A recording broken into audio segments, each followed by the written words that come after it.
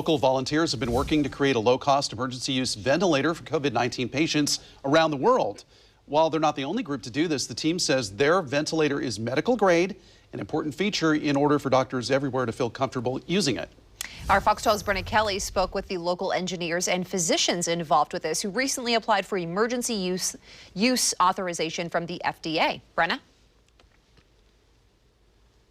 Well, nearly 200 people from all backgrounds came together a couple months ago with the mission to rapidly create a ventilator that could be used in the case of a shortage. While the demand for ventilators seems to be behind us, the pace at which this team remotely came together to create a sophisticated device is remarkable. 25 breaths per minute and 475 milliliters of volume for every breath. Former Intel Vice President Randy Steck's garage. What you see here is the central building headquarters for LifeMech, the name of a company born in response to COVID-19. When Lakshman brought me into this thing in mid-March, we thought we were going to be saving Oregonians. So it was all hands on deck. For a time during the health crisis, it appeared there would be a shortage of ventilators for severely ill coronavirus patients. So a few Portland engineers and physicians put their heads together, and in a matter of days, people from different backgrounds and locations around the globe were on board working to help create a low-cost emergency use ventilator. Randy and the team here would finish up, and then in the morning, our control engineer in Germany would wake up and he would continue, and while we were asleep, they would finish a significant feature. Next day, we would all integrate. So there was literally round-the-clock development happening as people from different geographies helped in to pitch and make this thing happen.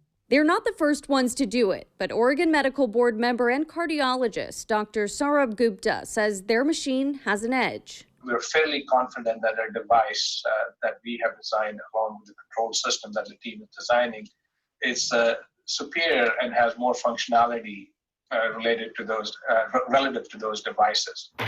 The model changed week by week.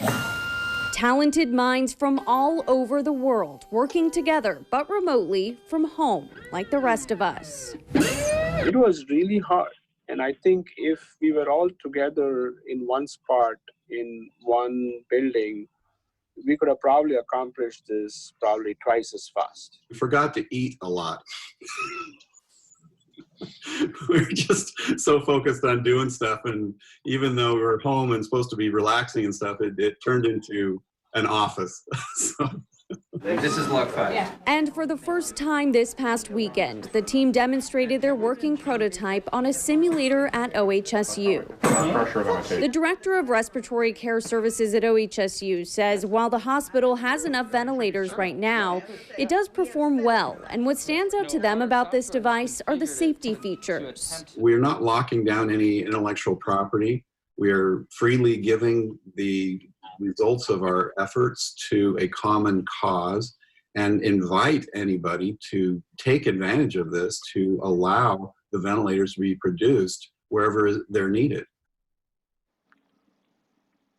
The ventilator, as you heard, is open source, which means if they do get emergency use authorization, from the FDA, it'll be ready for anyone. And while non-commercial ventilators may not be needed during this health crisis, the team is still working on improvements and raising money they've spent themselves during this project. You can find out more, and if you'd like to help, that'll be on our website, kptv.com. Reporting live in Portland, Brenna Kelly, Fox 12 Oregon.